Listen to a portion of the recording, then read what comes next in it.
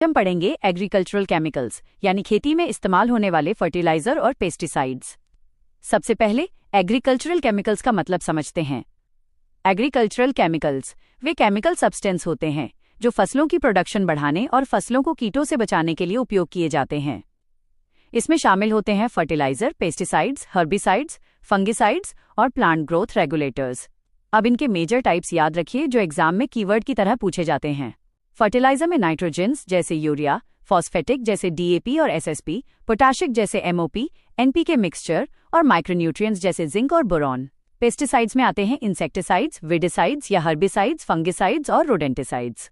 अब सवाल है, इनका उपयोग क्यों किया जाता है?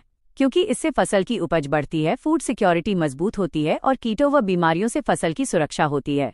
साथ ही फसलों की क्वालिटी और शेल्फ लाइफ भी बेहतर होती है। इसलिए कमर्शियल फार्मिंग में इनका उपयोग तेजी से बढ़ा। लेकिन अब आते हैं इसके नेगेटिव इम्पैक्ट पर, जो यूपीएससी का कोर एरिया है। सबसे पहला नुकसान है सॉइल डिग्रेडेशन। केमिकल फर्टिलाइजर से मिट्टी के माइक्रोब्स खत्म होते हैं, ऑर्गेनिक मैटर कम होता है और सॉइल की फर्टिलिटी घटती है। कई जगह सॉइल की एसिडिटी और सैलिनिटी भी बढ़ जाती है। दूसरा बड़ा नुकसान है वाटर पॉल्यूशन। खेतों से फर्टिलाइजर का रन ऑफ नदियों और झीलों में जाता है, जिससे नाइट्रेट कंटामिनेशन और यूट्रोफिकेशन होता है। इससे ग्राउंड वाटर भी प्रदूषित हो सकता है। तीसरा इम्पैक्ट है एयर पॉल्यूशन और क्लाइमेट चेंज। यूरिया से अमोनिया एमिशन होता है और नाइट्रोजन बेस्ड फर्टिलाइजर से नाइट्रस ऑक्साइड यानी N2O निकलती है, जो एक शक्तिशाली ग्रीन हाउस गैस है। अब सबसे गंभीर है ह्यूमन हेल्थ हैजर्ड।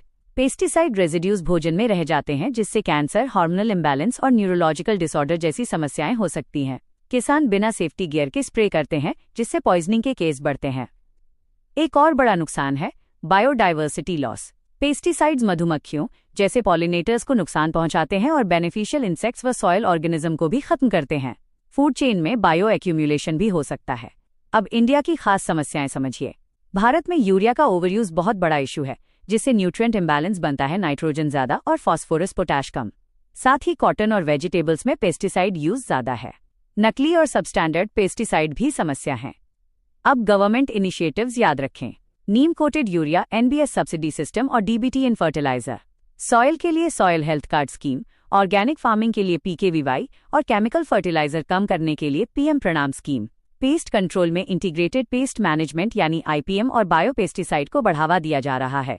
निष्कर्ष, एग्रीकल्चरल केमिकल्स फूड प्रोडक्शन बढ़ाते हैं, लेकिन ओवरयूज से मिट्टी, पानी, स्वास्थ्य और बायोडाइवर्सिटी को नुकसान होता है। इसलिए बैलेंस्ड यूज और सस्टेनेबल फार्मिंग पॉलिसी जरूरी है।